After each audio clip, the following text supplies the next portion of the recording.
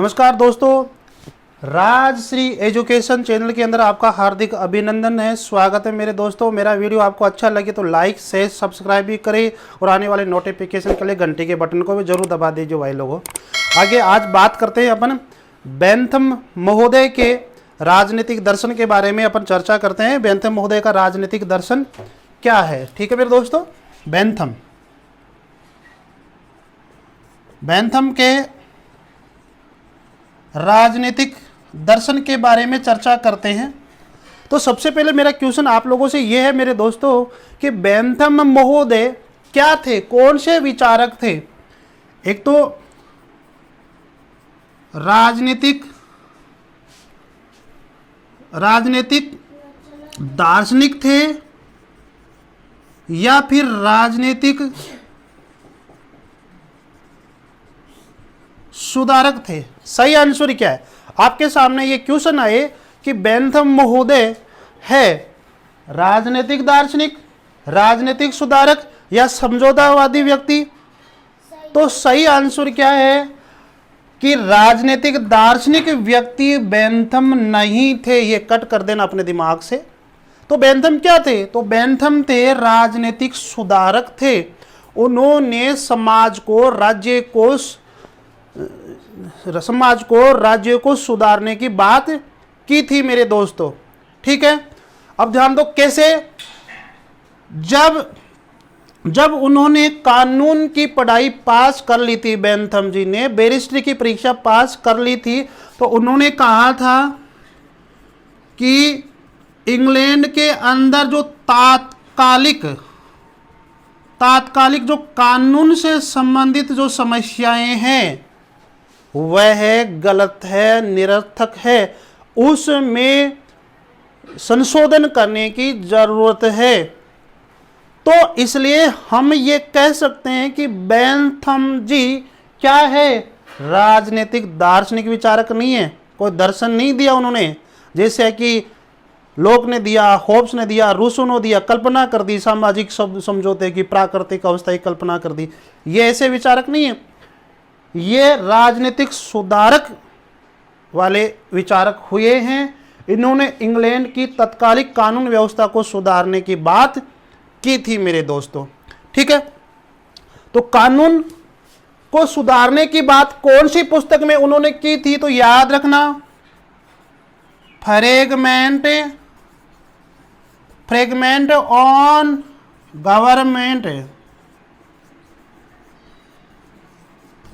Government में उन्होंने कानून को सुधारने की बात की थी मेरे दोस्तों।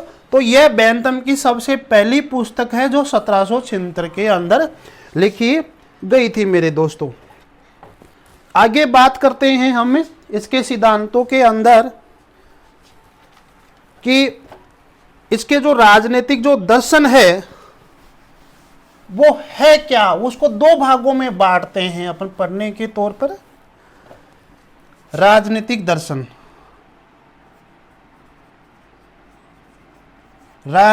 दर्शन को अपन दो भागों में बांट देते हैं, पहला और दूसरा। ये 1 नंबर और ये 2 नंबर। इसमें करते हैं निषेधात्मक राजनीतिक दर्शन, इसमें विधेयात्मक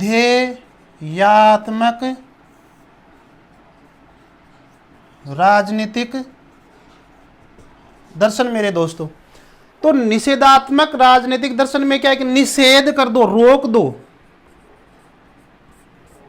दो। आप समझ गए इसका अर्थ? निषेधात्मक का मतलब रोक दो। तो किसको रोकने की बात कर रहा है, किसको खंडन करने की बात कर रहा है?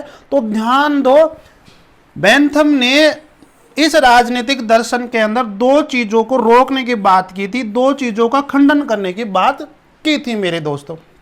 ये याद रखना। वो कौन कौन सी है? पहला इसमें है सामाजिक समझौता, और दूसरा क्या है? प्राकृतिक अधिकार, ठीक है मेरे दोस्तों, प्राकृतिक अधिकार। तो सामाजिक समझौता और प्राकृतिक अधिकारों को निषेध कर दो, ये बात बेंथम कह रहा है। तो बेंथम के अकॉर्डिंग सामाजिक समझौता को मान्य नहीं करता है और प्राकृतिक अधिकारों को भी वो मान्य नहीं करता है, दोनों चीजों का खंडन करता है मेरे दोस्तों। ठीक है मेरे दोस्तों, तो निषेधात्मक आप समझ गए ये क्या है। अब इनके बारे में वो क्या कहता है वो देखिए थोड़ा सा।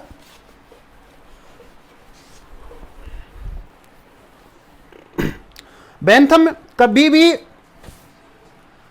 लोक की तरह, प्लेटो की तरह, रूसो की तरह काल्पनिक व्याख्या किसी चीज की नहीं की, आदर्शवादी विचारों की बात नहीं की, नैतिकता की बात नहीं की और व्यक्तित्व की बात नहीं की दोस्तों मेरे। ठीक है, तो ये बात सब इसी निषेधात्मक पॉइंट के अंदर है। ठीक है, आगे बात करते हैं अपन कि तो आगे ये बात करें कि उन्होंने प्राकृतिक अधिकारों का खंडन किया था। तो प्राकृतिक अधिकारों के बारे में उन्होंने क्या कहा? प्राकृतिक अधिकारों के बारे में बेंथम महोदय ने क्या कहा कि प्राकृतिक अधिकार क्या है? मूर्खतापूर्ण है मेरे दोस्तों, काल्पनिक है, आधारहीन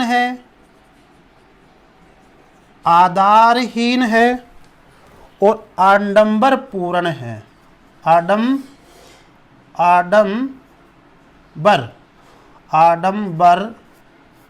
आडंबरपूर्ण है। ठीक है मेरे दोस्तों, तो प्राकृतिक अधिकारों को बेंथम अपने निषेधात्मक राजनीतिक सिद्धांत के अंदर क्या कहा?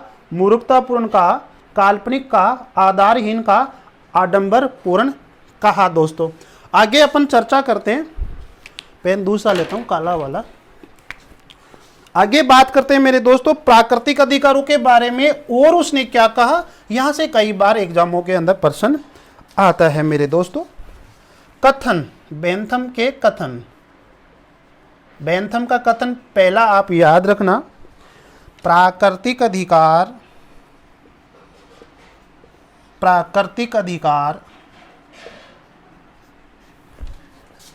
बकवास है। ये वेरी इंपॉर्टेंट क्वेश्चन है मेरे दोस्तों। अगला कथन है प्राकृतिक अधिकार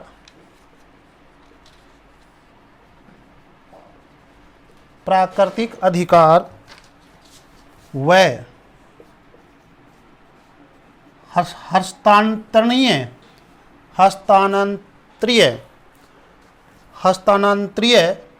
हस्तांतरीय अधिकार दोनों आलंकारिक बकवास है। अगला पॉइंट है प्राकृतिक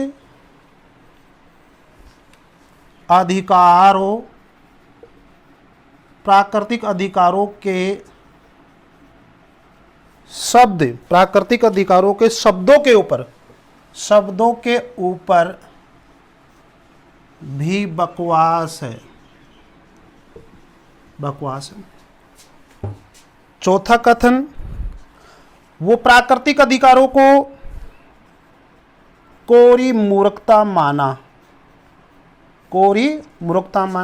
पांचवा कथन है वह प्राकृतिक अधिकारों को क्या माना? काल्पनिक कहा। तो यहां से प्रश्न बहुत बार एग्जामों के अंदर आता है मेरे दोस्तों कि बेंथम ने प्राकृतिक अधिकारों के बारे में अर्थात अपने निषेधात्मक राजनीतिक दर्शन के बारे में क्या कहा था? प्राकृतिक अधिकारों का खंडन किया था, विरोध किया था। तो बेंथम के कथन याद रखना, प्राकृतिक अधिकार बकवास है, प्राकृतिक अधिकार व हस्तांतरीय अधिकार दोनों आलंकारिक बकवास है।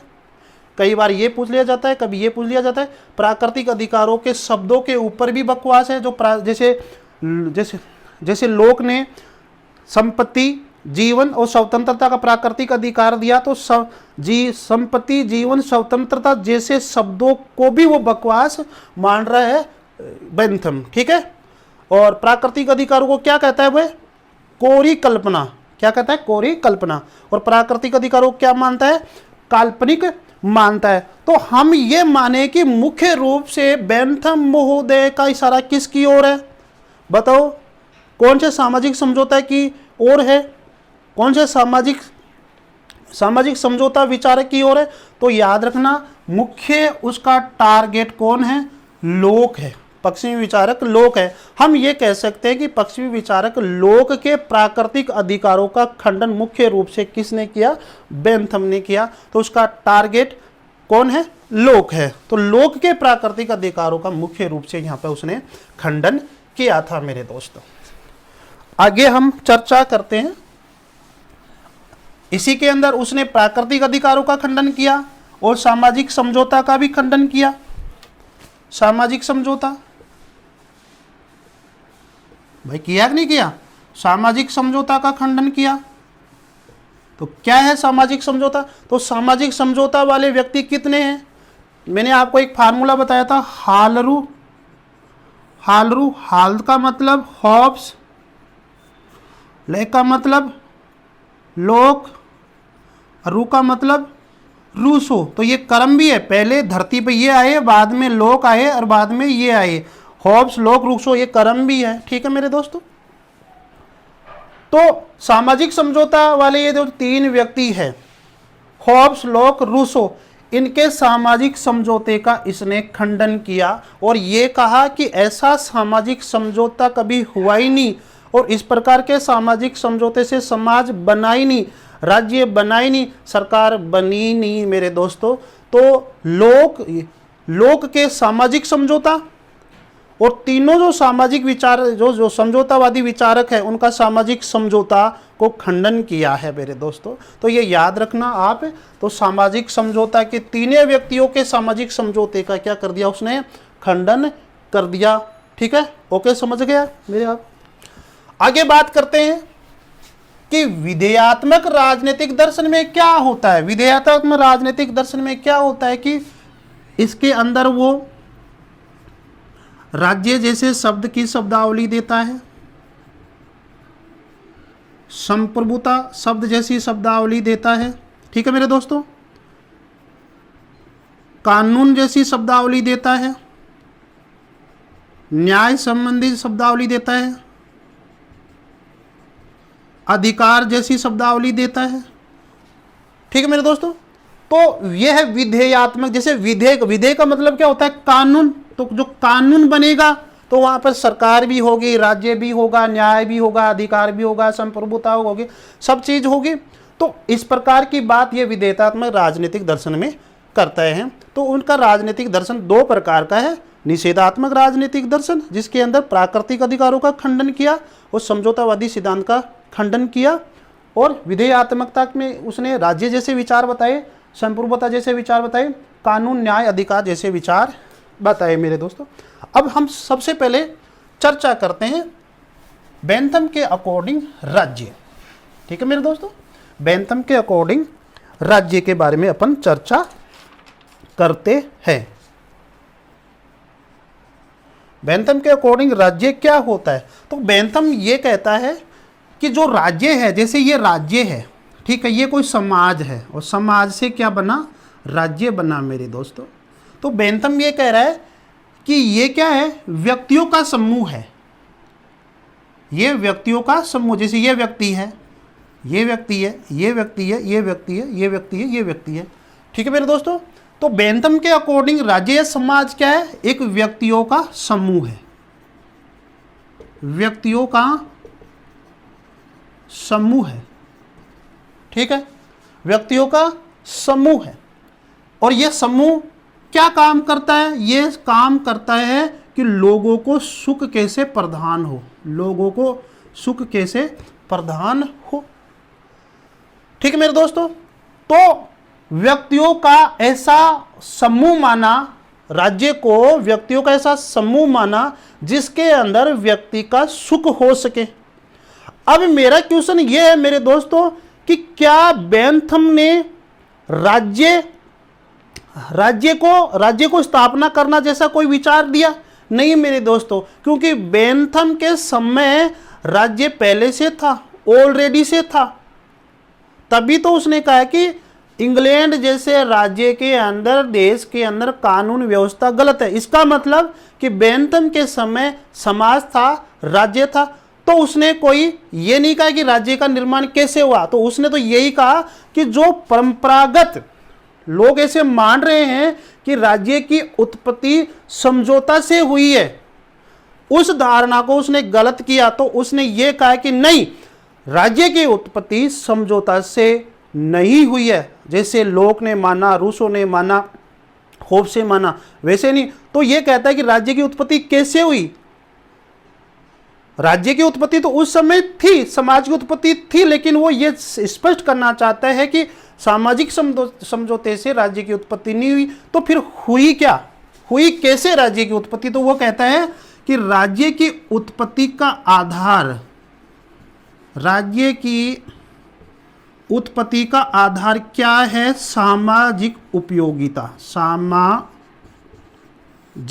उपयोगिता, सामाजिक उपयोगिता। ठीक है मेरे दोस्तों, तो सामाजिक उपयोगिता के कारण राज्य की उत्पत्ति हुई है, क्योंकि लोग समूह में रहते हैं, तो एक समाज बन गया, राज्य बन गया, और वहीं से लोग अपने सुख समृद्धि प्राप्त करते हैं। तो एक सामाजिक उपयोगिता हो गई, और सामाजिक उपयोगिता के कारण क्या हो गया? समाज बना मेरे दोस्तों।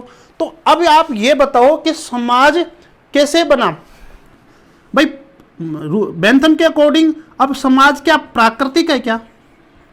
राज्य प्राकृतिक है क्या? नहीं मेरे दोस्तों, लोगों ने अपने स्वार्थ के लिए, अपने सुख के लिए, सामाजिक उपयोगिता के लिए ऐसा समूह बनाया है, ऐसा समाज बनाया है। तो बेंथम के विचारों के अकॉर्डिंग समाज, राज्य प्राकृतिक नहीं है, तो कैसा है फिर? तो ये कैसा है? राज्य कृत्रिम है मेरे दोस्तों। कैसा है? कृत्रिम है। ओके, समझ में आ गया? तो रूसो की तरह वो समाज को मानता ना, रूसो, कि समाज, राज्य साविक है, आंगिक है, ऑर्गेनिक है। ऐसी शब्दावली बेंथम के अंदर नहीं है। बेंथम तो ओनली फॉर राज्य को क्या माना है? कृत्रिम माना, लोगों ने ही बनाया है उसको अपने सुख के लिए, सामाजिक उपयोगिता के लिए। अब सामाजिक उपयोगिता का क्या अर्थ है? इस सामाजिक उपयोगिता का अर्थ क्या है? बेंथम क्या कहता है? अधिकतम लोगों का, अधिकतम व्यक्तियों का, अधिकतम व्यक्तियों का अधिकतम सुख, यही क्या है? सामाजिक उपयोगिता है। ठीक है, तो अब राज्य क्या कार्य करेगा? लोगों की सामाजिक उपयोगिता का कार्य करेगा। वो सामाजिक उपयोगिता का मतलब अधिकतम व्यक्तियों का अधिकतम सुख है, तो राज्य ये कार्य करेगा। तो राज्य का मुख्य उद्देश्य क्या है? अधिकतम व्यक्तियों का अधिकतम सुख वाला कार्य है मेरे दोस्तों। और बेंथम के अकॉर्डिंग राज्य की उत्पत्ति कैसे हुई? कृत्रिम हुई है। लोगों ने एक समूह बना लिया। समूह क्यों बनाया? अपनी सामाजिक उपयोगिता के कारण, अर्थात अपने सुख ग्रहण करने के लिए, कि इस राज्य के अंदर रहकर हम सुख प्राप्त करेंगे मेरे दोस्तों। ठीक है मेरे दोस्तों, तो यहां पर आप ये समझ गए होंगे कि जैसे होब्स है, लोक है, रूसो ने सामाजिक समझौते के द्वारा राज्य की उत्पत्ति मानी है, तो वो धारणा यहाँ पर गलत सिद्ध हो रही है बेंथम के अकॉर्डिंग। तो बेंथम ने तीनों समझौतावादी विचारों के जो राज्य संबंधी, उत्पत्ति संबंधी विचार है, जो सामाजिक समझौता से हुआ हो, सामाजिक समझौते से जो राज्य की उत्पत्ति हुई थी, उसको बिल्कुल खंडन कर दिया है। ठीक है मेरे दोस्तों, तो ये लोगों ने स्वयं ने बनाया है अपने हित के लिए, अपनी सामाजिक उपयोगिता के लिए, अपने सुख के लिए, अधिकतम व्यक्तियों का अधिकतम सुख के लिए राज्य की उत्पत्ति होती है मेरे दोस्तों। ठीक है, अब आगे बात करते हैं।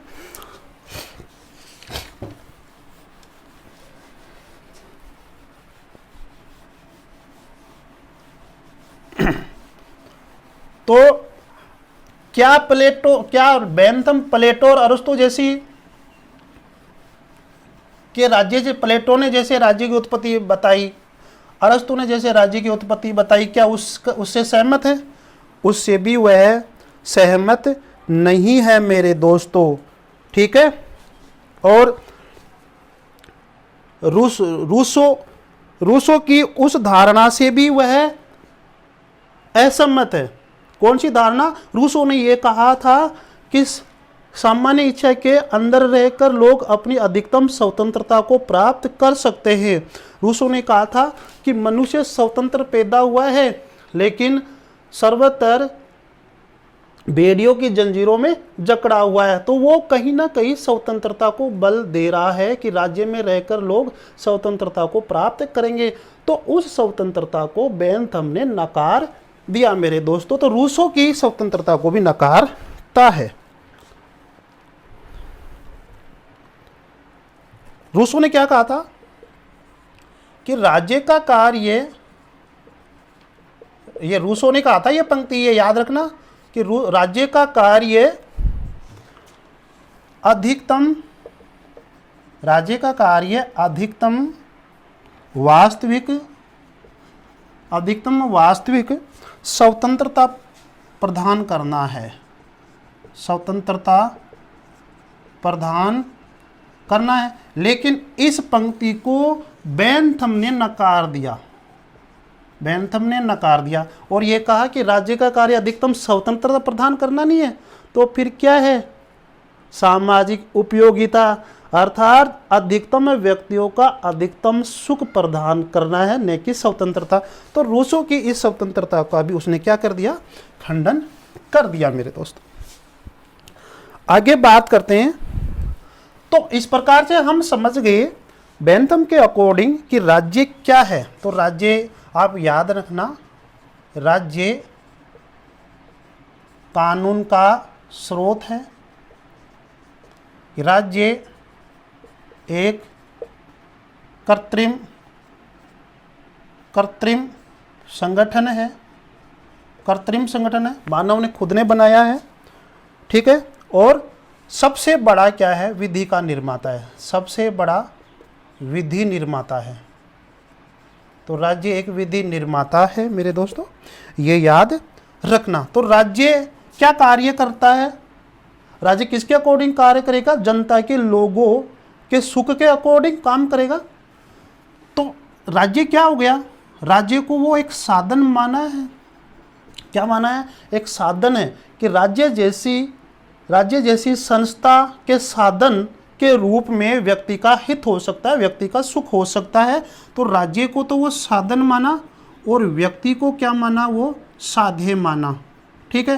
तो हम ये कह सकते हैं कि बेंथम यहाँ पर व्यक्तिवाद है, ठीक है मेरे दोस्तों। लेकिन व्यक्तिवाद का जनक या उदारवाद का जनक तो हम लोगों को ही कहेंगे, क्योंकि उसने प्राकृतिक अधिकारों की बात की थी मेरे दोस्तों। अब राज्य का कार्य देखें हम। राज्य का कार्य वो कह रहा है कि एक होता है सकारात्मक कार्य और एक होता है नकारात्मक कार्य। मेरे दोस्तों बताओ कि क्या बेंथम राज्य को दो कार्य दे रहा है, सकारात्मक कार्य और नकारात्मक कार्य? मेरे दोस्तों बेंथम के अकॉर्डिंग राज्य के पास केवल क्या है? नकारात्मक कार्य, सकारात्मक कार्य नहीं है। और सकारात्मक कार्य वो क्या है? जिन पे किसी प्रकार का प्रतिबंध लगाया जाए। तो यहाँ पर वो प्रतिबंध तो लगा ही नहीं रहा। और सकारात्मक कार्य में क्या होती है? शिक्षा होती है, चिकित्सा होती है, ठीक है। तो इनको प्राप्त करने के लिए कुछ प्रतिबंध लगा सकता है राज्य, लेकिन ऐसी कोई बात की नहीं। उसने तो एक ही बात की, बस अधिकतम सुख होना चाहिए, ठीक है। तो नकारात्मक का मतलब है कि उसने कुछ ही कानून बनाने का अधिकार ही राज्य को देता है, ठीक है। कि राज्य इतना ही काम करेगा, सरकार इतना ही काम करेगी कि वो सुख कैसे मिल सके, लोगों को सुख कैसे मिल सके, अधिकतम व्यक्तियों का अधिकतम सुख लोगों को कैसे प्राप्त हो सके, वो काम ही क्या करेगा, राज्य करेगा। इसलिए राज्य को नकारात्मक कार्य का समर्थन है। कौन, रूसो, ये सॉरी कौन, बेंथम, कौन, बेंथम। ठीक है, याद रखना।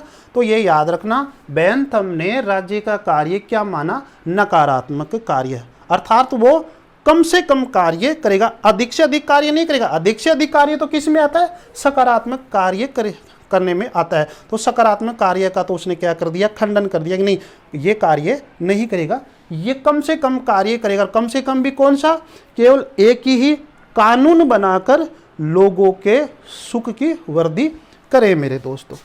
ठीक है, तो ये नकारात्मक कार्यों के बारे में वो समर्थन करता है। आगे बात करते हैं।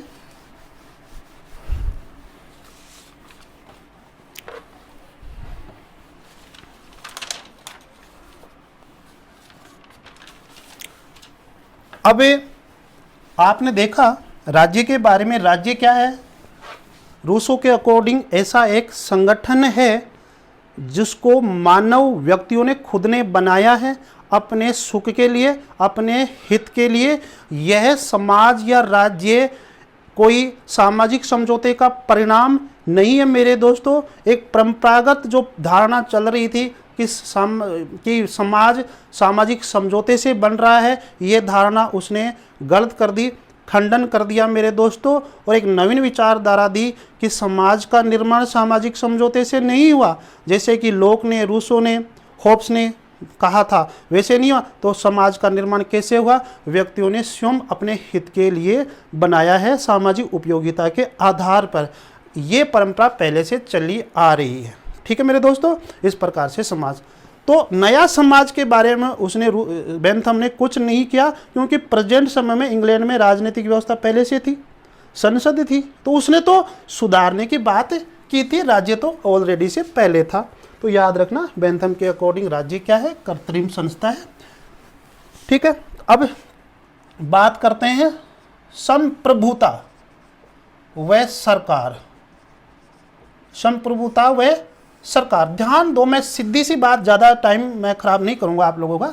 संप्रभुता वह राज्य में मानता है, सबसे ज़्यादा संप्रभुता वो बेंथम किस में मानता है, राज्य के अंदर मानता है मेरे दोस्तों।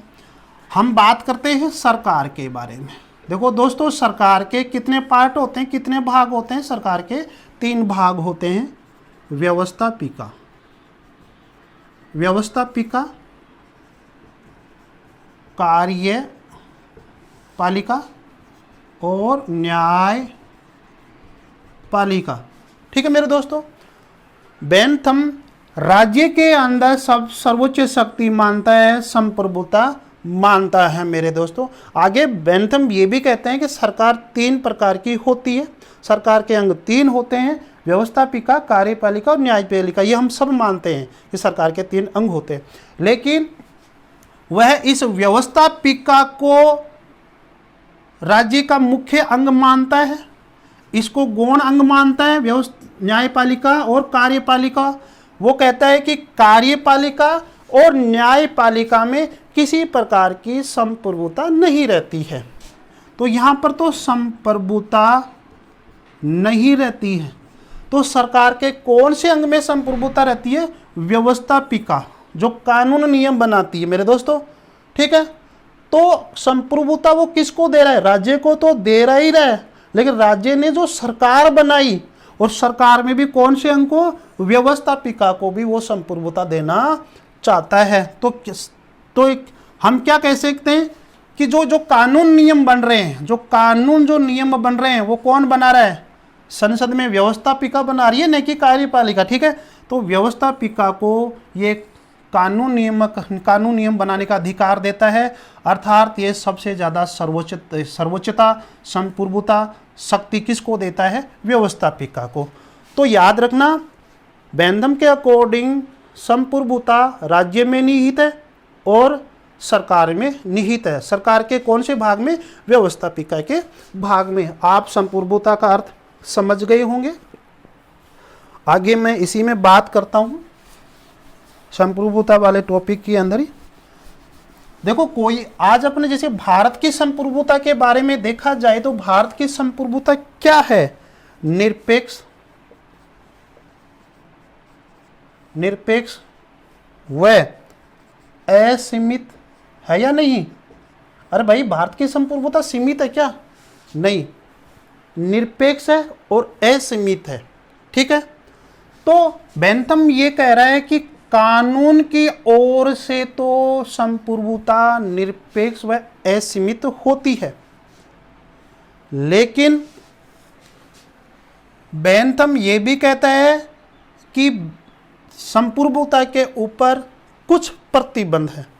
यदि जो सरकार बनी, बेंथम के अकॉर्डिंग सरकार का मतलब व्यवस्थापिका, व्यवस्थापिका, ये जो सरकार बनी ये जो कानून बना रही है, जो नियम बना रही है, उसमें संप्रभुता निहित है मेरे दोस्तों। तो ये संप्रभुता बेंथम के अकॉर्डिंग निरपेक्ष व असीमित नहीं है। तो कैसी है? क्योंकि केवल इनके पास जो संप्रभुता है वो केवल कानून बनाने की स्वतंत्रता है, विधि बनाने की स्वतंत्रता है, लेकिन व्यवस्थापिका समाज को चलाने के लिए अन्य कार्य करेगी, उसमें संप्रभुता नहीं है। ये याद रखना आपको। तो बेंथम राज्य को तो संपूर्ण संप्रभुता देता है, लेकिन सरकार को ओनली फॉर कानून बनाने की स्वतंत्रता देता है। ठीक है मेरे दोस्तों, ये याद रखना, अन्य कार्य करने की या अन्य नियम बनाने की स्वतंत्रता नहीं देता है, केवल कानून विधि बनाने की सर्वोच्च शक्ति सरकार को देता है। तो अब क्या हो गया? यदि ये सरकार समाज या राज्य में रहने वाले लोगों के सुख के अकॉर्डिंग, या हम ये कह सकते हैं सामाजिक उपयोगिता, सामाजिक उपयोगिता, सुख के अकॉर्डिंग, या हम कह सकते हैं सामाजिक उपयोगिता, या हम ये भी कह सकते हैं कि अधिकतम व्यक्तियों का अधिकतम सुख के अकॉर्डिंग कानून नहीं बना पा रही है, विधि नहीं बना रही है, तो लोग जो है व्यक्ति उसका प्रतिरोध कर सकते हैं, विरोध कर सकते हैं और सरकार को हटा भी सकते हैं मेरे दोस्तों। तो ये याद रखना, संप्रभुता आप समझ गए होंगे संप्रभुता क्या है मेरे दोस्तों। तो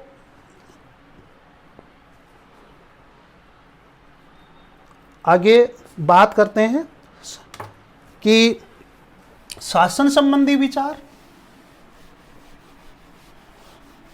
शासन कैसे हो?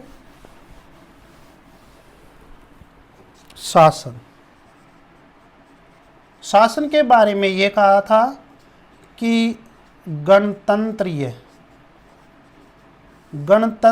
शासन व्यवस्था सर्वश्रेष्ठ है। ये याद रखना मेरे दोस्तों। आपसे पूछा जा सकता है कि बेंथम ने कौन सी शासन व्यवस्था को सर्वश्रेष्ठ माना, तो आपका आंसर क्या आना चाहिए? गणतंत्रीय शासन व्यवस्था को सर्वश्रेष्ठ माना, क्योंकि वो ये कहना चाहता है कि अधिकतम व्यक्तियों का अधिकतम सुख केवल गणतंत्रीय शासन व्यवस्था के अंदर ही प्राप्त हो सकता है, अन्य शासन व्यवस्था के अंदर प्राप्त नहीं हो सकता है। आगे वो ये भी कहना चाहते हैं कि जैसे राजतंत्र होता है, तो राजतंत्र में बुद्धिमान लोग तो होते हैं, लेकिन उनके द्वारा जो कानून नियम बनाए जाते हैं वो लोगों को सुख नहीं दे सकते हैं, अर्थात अधिकतम व्यक्तियों को अधिकतम सुख नहीं दे सकते हैं।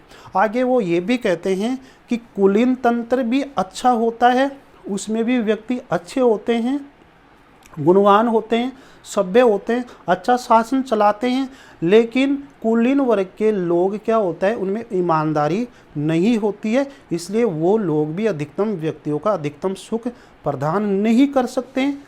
तो ये आप याद रखना कि बेंथम के अकॉर्डिंग सर्वश्रेष्ठ शासन व्यवस्था कौन सी है? गणतंत्रीय शासन व्यवस्था है। तो इस गणतंत्रीय शासन व्यवस्था को सर्वश्रेष्ठ माना क्योंकि वो कहना चाहता है कि ये जो शासन व्यवस्था है वो कुशल होती है, कुशलतापूर्ण होती है, मितव्ययी होती है,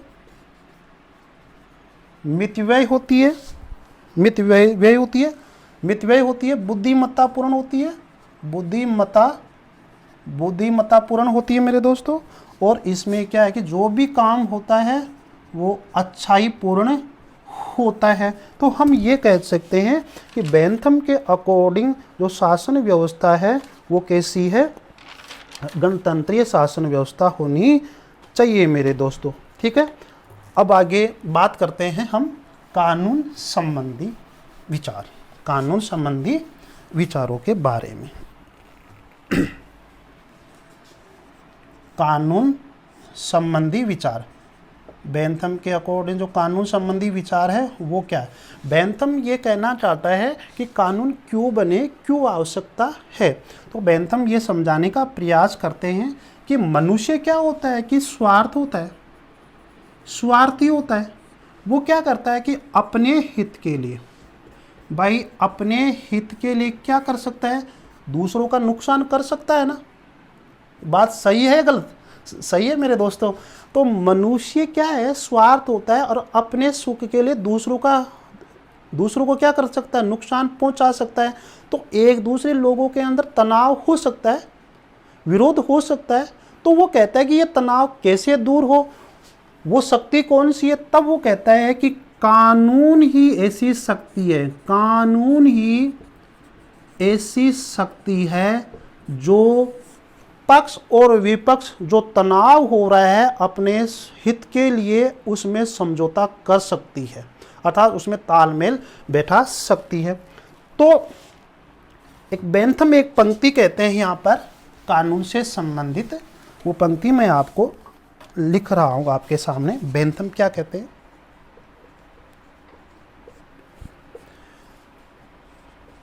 विभिन्न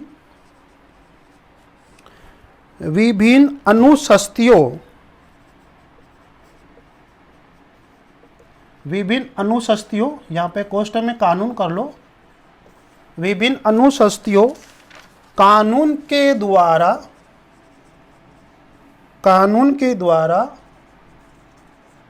व्यक्ति के हित और समुदाय के हितों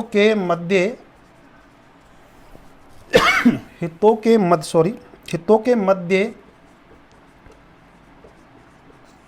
तालमेल बैठाया जाना चाहिए। ठीक है मेरे दोस्तों, वही बात करता है बेंथम कि जब दो पक्ष और विपक्ष होते हैं अपने सुख की प्राप्ति के लिए एक दूसरे से लड़ाई झगड़ा करते हैं, तनाव रहता है, तो उस स्थिति में कानून बनने चाहिए। तो कह रहा है बेंथम विभिन्न अनुशस्ति का मतलब विभिन्न प्रकार के कानून, विभिन्न प्रकार की विधियाँ जिसमें मुख्य रूप से कानून के द्वारा व्यक्ति के हित और समुदाय के हितों के मध्य तालमेल बैठाया जा सकता है। ठीक है मेरे दोस्तों, तो व्यक्ति का हित क्या होता है, समुदाय का हित क्या होता है, अपने अपने हितों के लिए वो लड़ेंगे, तो उनको समझाने का काम कौन करेगा, उनमें तालमेल बैठाने का काम कौन करेगा? कानून करेगा। तो वो कानून के बारे में क्या कहता है बेंथम कि संप्रभुता के आदेश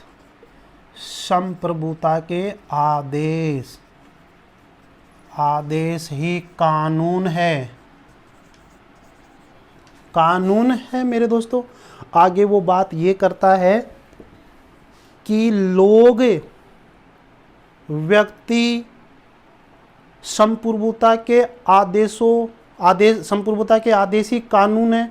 वो आगे कहता है कि इन कानूनों की या विधियों की पालना लोग इसलिए करते हैं कि उन लोगों को सुख मिलता है, उन लोगों की सुख में वृद्धि होती है, अर्थात अधिकतम व्यक्तियों का अधिकतम सुख होता है।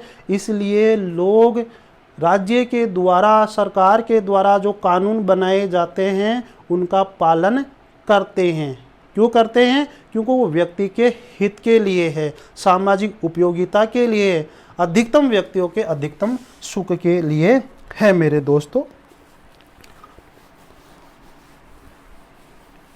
आगे बात करते हैं कि कानून के उद्देश्य। कानून के उद्देश्य, कानून के उद्देश्य। तो कानून के उद्देश्य बेंथम 4 प्रकार मानता है। पहला आजीविका, आजीविका, सुरक्षा, प्रचुरता और समानता, और समानता। तो कानून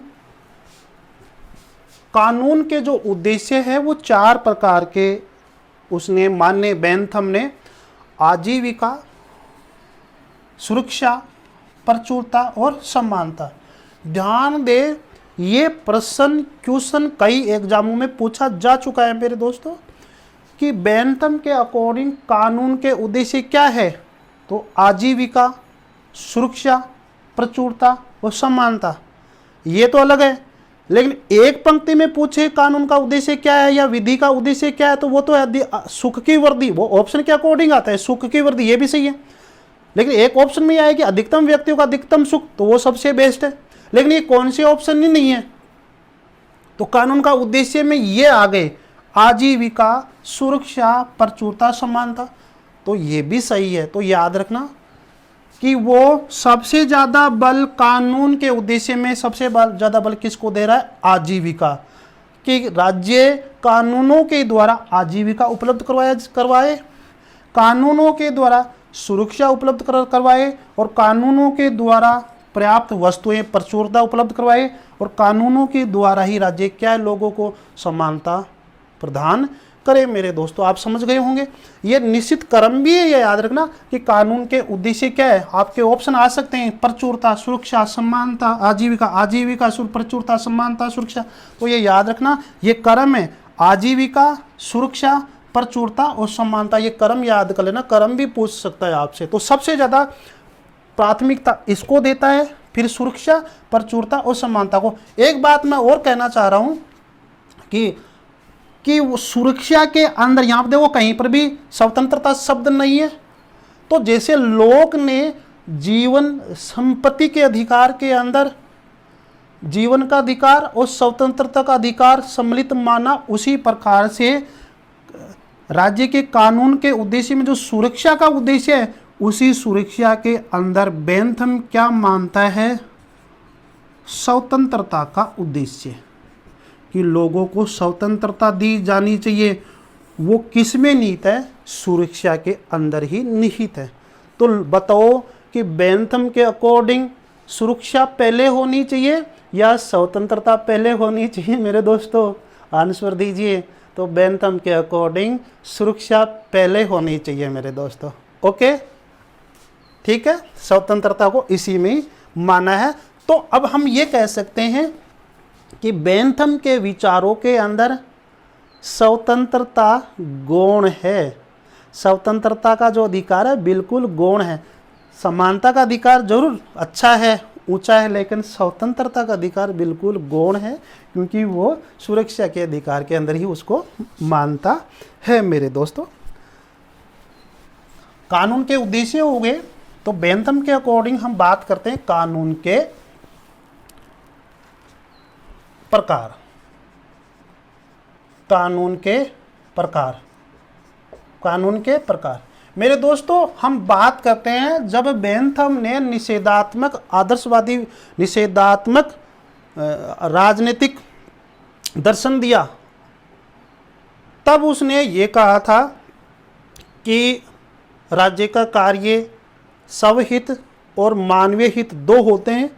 लेकिन बाद में उसमें विधेयात्मक राजनीतिक दर्शन दिया, तब उसने ये भी कहा कि राज्य का जो कानून है वो 4 प्रकार के होते हैं, तो वो मानवीय कानूनों को ही फिर 4 भागों में बांट देता है मेरे दोस्तों। तो मैं एक आपके सामने बात करना चाहूँगा कि वो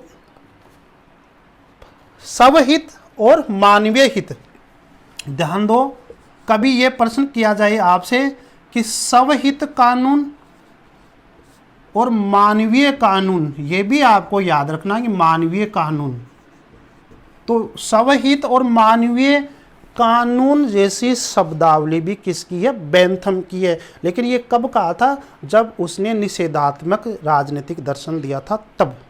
जब उसने विधेयतात्मक राजनीतिक दर्शन दिया तब उसने कहा कि इसी मानवीय कानून के अंदर ही 4 प्रकार के कानून आ जाते हैं। अर्थात हम ये कह सकते हैं कि कानून 4 प्रकार के होते हैं बेंथम के अकॉर्डिंग। लेकिन आपको ये भी याद रखना है कि स्वहित कानून और मानवीय कानून जैसी शब्दावली किसने दी? वो भी बेंथम के। तो आपके आ सकते हैं कि बेंथम के अकॉर्डिंग कानून क्या है, लेकिन कुछ भी नहीं आया, ये आया कि स्वहित और मानवीय कानून। तो आपका आंसर ये भी सही है, स्वहित और मानवीय कानून शब्दावली वाली भी बेंथम की है। फिर उसने जब विधेयात्मक राजनीतिक दर्शन दिया तब उसने कहा कि सरकार 4 प्रकार के कानून बनाती है। ठीक है मेरे दोस्तों, वो कानून कौन से होते हैं? नागरिक कानून, और नागरिक कानून को हम क्या कह सकते हैं? व्यक्तिगत कानून कह सकते हैं, मतलब सिविल लॉ, व्यक्तिगत कानून सिविल लॉ कह सकते हैं। दूसरे जो नंबर के होते हैं वो होते हैं फौजदारी कानून, क्रिमिनल कानून, फौजदारी कानून, क्रिमिनल लॉ। ठीक है मेरे दोस्तों। तीसरे होते हैं संवैधानिक कानून, जिसको अपन अंग्रेजी में क्या कहते हैं? कॉन्स्टिट्यूशनल लॉ कहेंगे। और 4 नंबर पे बात की थी अंतर्राष्ट्रीय कानून,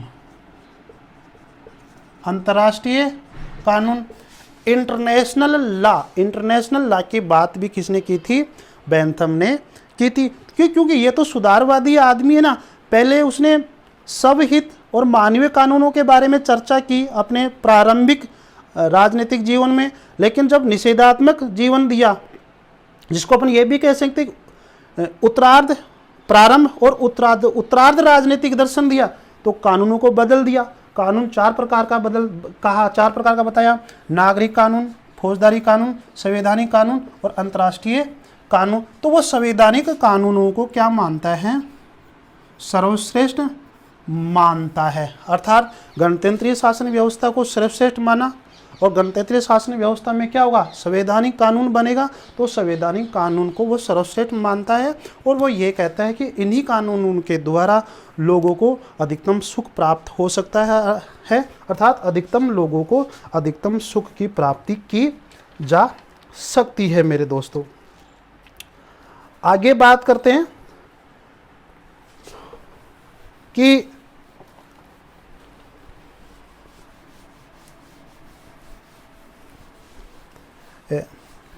तो मैं एक थोड़ी सी आपको गलत बता दिया कि उसने 2 प्रकार के कानूनों की चर्चा की थी, देवीय कानून और मानवीय कानून। ठीक है मेरे दोस्तों, इसको सुधार कर लेना, मानवीय कानून। ठीक है, अभी मैंने कहा था कि स्वहित कानून और मानवीय कानून मेरे दोस्तों, तो ये याद रखना। देवीय कानून के बारे में चर्चा की थी और मानवीय कानूनों के बारे में चर्चा की थी। तो देवीय कानून और मानवीय कानून जैसी शब्दावली भी किसकी है? बेंथम महोदय की है मेरे दोस्तों। और बाद में ये तो अपने प्रारंभिक राजनीतिक दर्शन में दिया कि देवीय कानून और मानवीय कानून होते हैं, लेकिन अपने राजनीतिक जीवन के उत्तरार्ध काल में विधेयतात्मक विधेयात्मक राजनीतिक दर्शन में उसने 4 प्रकार के कानून बताए, वो मैंने आपको अभी बता दिया। तो आप याद रखना कि देवीय कानून और मानवीय कानून जैसी शब्दावली किसकी है? बेंथम की है मेरे दोस्तों। अब बात करते हैं अधिकारों के बारे में। अब बात करते हैं अधिकारों के बारे में मेरे दोस्तों। अधिकार दोस्तों, बेंथम ने अपने निषेधात्मक राजनीतिक दर्शन में पूर्ण रूप से सामाजिक समझौता सिद्धांत को खंडन कर दिया और सामाजिक समझौता सिद्धांत के द्वारा जो राज्य की उत्पत्ति हुई उसको खंडन कर दिया और प्रमुख रूप से लोक महोदय के प्राकृतिक अधिकारों का खंडन कर दिया। उन्होंने अलंकारिक बकवास कहा, प्राकृतिक अधिकारों को कोरी बकवास कहा, काल्पनिक कहा। ये मैंने आपको बता दिया था मेरे दोस्तों। तो यहाँ पर अब अधिकारों के बारे में बात करते हैं तो बेंथम के अकॉर्डिंग अधिकार क्या होते हैं? तो अधिकार होते हैं मेरे दोस्तों बेंथम के अकॉर्डिंग राज्य द्वारा प्रदत्त, अर्थात समाज द्वारा प्रदत्त। तो अधिकार बेंथम के अकॉर्डिंग प्रकृति द्वारा प्रदत्त हो गए, समाज द्वारा प्रदत्त हो गए या राज्य द्वारा प्रदत्त हो गए। तो मेरे दोस्तों प्राकृतिक या प्रकृति के द्वारा अधिकार प्रदत्त नहीं है। बेंथम के अकॉर्डिंग क्या है? अधिकार समाज द्वारा प्रदत्त है, राज्य द्वारा प्रदत्त है मेरे दोस्तों। ठीक है। और इन अधिकारों में यदि किसी प्रकार का संशोधन होता है तो वो कानून के द्वारा ही संशोधन होता है। आगे बात करते हैं कि बेंथम महोदय ने समझाने का प्रयास किया था कि अधिकार और कर्तव्य ये 2 चीजें होती है कि अधिकारों के साथ कर्तव्य भी जुड़े होते हैं। लेकिन जो सामाजिक समझौतावादी विचारक थे तीनों ही, उन्होंने अधिकारों की बात तो कर दी लेकिन कर्तव्यों की बात नहीं की मेरे दोस्तों। तब बेंथम ये कहता है कि राज्य जैसी संस्था ही कानून बनाकर अच्छे अधिकार प्रदान कर सकती है और अच्छे कर्तव्य प्रदान कर सकती है मेरे दोस्तों। तो ये बेंथम के अकॉर्डिंग राज्य ही, समाज ही अधिकारों का जन्म जाता है, कर्तव्य का जन्म जाता है। क्योंकि अधिकार क्या कर लेंगे कर्तव्य के बिना?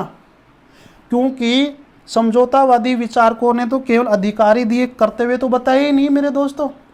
तो अधिकार अकेले क्या करेंगे कर्तव्य के बिना? तो बेंथम ये कहते हैं कि अधिकार और कर्तव्य दोनों साथ साथ रहते हैं, एक दूसरे के पूरक है, या हम ये कह सकते हैं कि एक दूसरों में संतुलन रहता है या समन्वय रहेगा तो ही मनुष्य अपना अच्छा कार्य करेगा। इसीलिए तो एक वो विवाद हुआ था, कौन सा? मिनर्वा मिल्स विवाद 1980 के अंदर। उसके अंदर सुप्रीम कोर्ट में क्या कहा था कि अधिकार और कर्तव्य क्या है? कोई बड़ा नहीं है, कोई छोटा नहीं है, दोनों ही क्या है? परस्पर संतुलित है, उन दोनों में समन्वय है, कोई बड़ा नहीं है। जो बात आज हमारे लोकतंत्र में सुप्रीम कोर्ट ने सुनाया मिनर्वा मिल्स विवाद के अंदर, वह बात हमारे बेंथम महोदय ने 18वीं शताब्दी में कह चुके थे मेरे दोस्तों। ठीक है मेरे दोस्तों। तो अब आगे बात करते हैं बेंथम क्या कहता है अधिकारों के बारे में। कि बेंथम का एक कथन है, कानून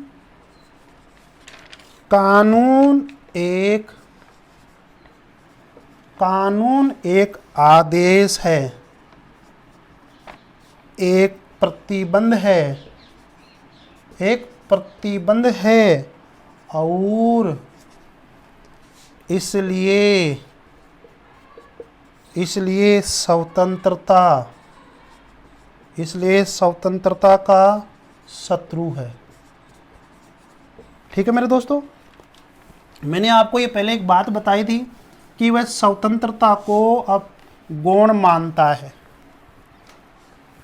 तो कहता है कि सरकार जो कानून बनाएगी उससे स्वतंत्रता का ह्रास हो सकता है, सुख की वृद्धि के लिए स्वतंत्रता को दबाया जा सकता है। वह बात बेंथम कह रहा है। कानून एक आदेश है, यह एक प्रतिबंध है और इसलिए स्वतंत्रता का शत्रु है। ठीक है, कानून को मानना पड़ेगा भले ही स्वतंत्रता नष्ट हो जाए। तो याद रखना, मैंने पहले भी बताया था कि बेंथम के विचारों में स्वतंत्रता क्या है, गुण है। वह स्वतंत्रता को सुरक्षा के अंदर ही समाहित करता है। मेरे दोस्तों, आगे बात करते हैं। बेंथम ये कहना चाहता है कि व्यक्तियों को अधिकतम सुख की प्राप्ति होनी चाहिए, अधिकतम स्वतंत्रता की नहीं। तो इसलिए बेंथम के विचारों में स्वतंत्रता क्या है, गौण है। आगे ये भी कहना चाहते हैं कि जीवन की उपयोगिता की योजना में स्वतंत्रता का कोई स्थान नहीं है। स्वतंत्रता सुख का कोई आवश्यक अंग नहीं है, मतलब स्वतंत्रता सुख का कोई आवश्यक अंग नहीं है। अतः सुख के सामने स्वतंत्रता को समर्पण कर देना चाहिए। ये कहना चाहता है कि एक तरफ सुख है और एक तरफ स्वतंत्रता है। तो बेंथम ये कहता है कि जहां सुख मिल रहा है तो स्वतंत्रता को त्याग देना चाहिए, उसको बाहर कर देना चाहिए। हमें तो सुख चाहिए, हमें तो स्वतंत्रता नहीं चाहिए। मेरे दोस्तों, तो बेंथम एक पंक्ति कहता है यहां पर।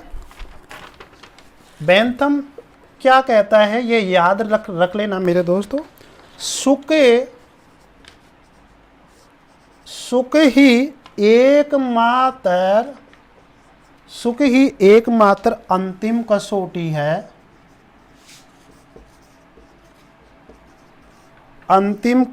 है,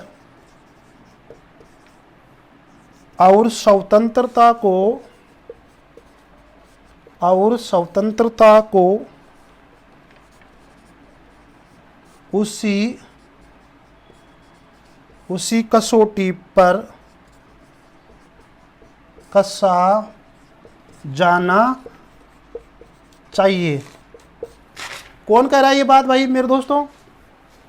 सुख की एकमात्र अंतिम कसौटी है, सुख ही एकमात्र अंतिम कसौटी है और स्वतंत्रता को उसी कसौटी पर कसा जाना चाहिए। समझ गए आप? एक तरफ सुख है, एक तरफ स्वतंत्रता है, तो स्वतंत्रता को तो त्यागना ही होगा यदि सुख प्राप्त करना है। ठीक है, एक तरफ सुख है, एक तरफ स्वतंत्रता है, तो सुख पहले चाहिए, स्वतंत्रता को त्याग देना चाहिए। तो हम ये कह सकते हैं कि कहीं ना कहीं बेंथम के विचारों में स्वतंत्रता का स्थान नहीं है। स्वतंत्रता बिल्कुल रूप से क्या है, नगण्य है, गौण स्थान है। तो कथन निष्कर्ष वाले क्वेश्चन में आ सकते हैं कि स्वतंत्रता का स्थान गौण है। अगला कथन आएगा क्योंकि वह सुख में वृद्धि करना चाहता है। तो ये एक दूसरे की व्याख्या करते हैं मेरे दोस्तों। तो ये है। आगे मैं बात करूं कि ये भी कहना चाहता है कि परंपरागत रूप से लोगों ने स्वतंत्रता के अधिकार को एक स्वाभाविक अधिकार मानने लगे थे लोग। ये लोगों की भूल है।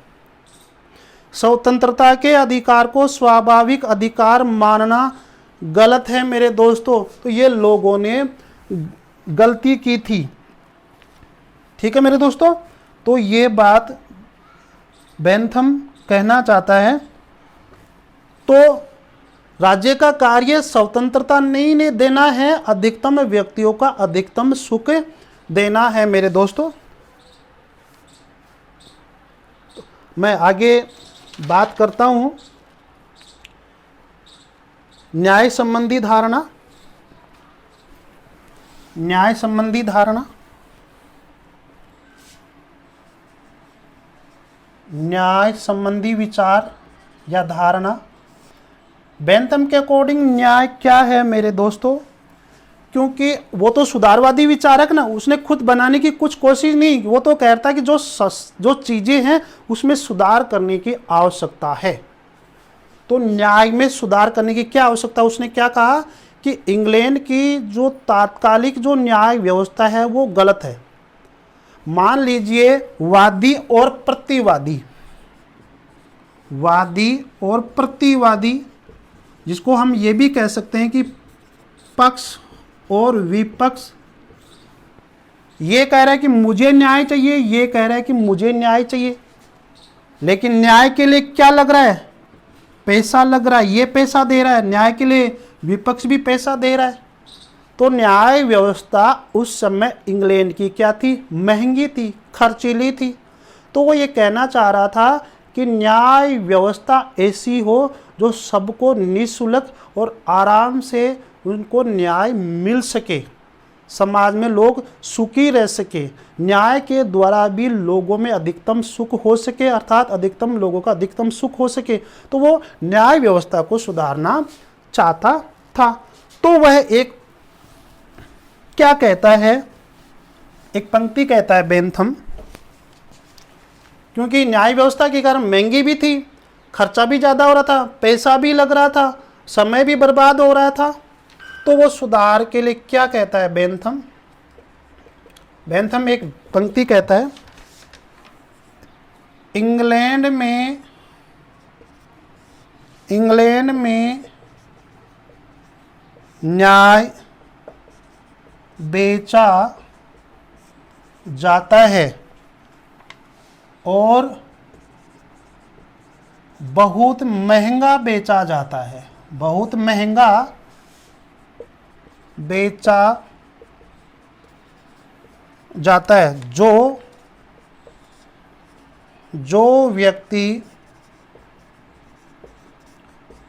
व्यक्ति इसके लिए विक्रय मूल्य को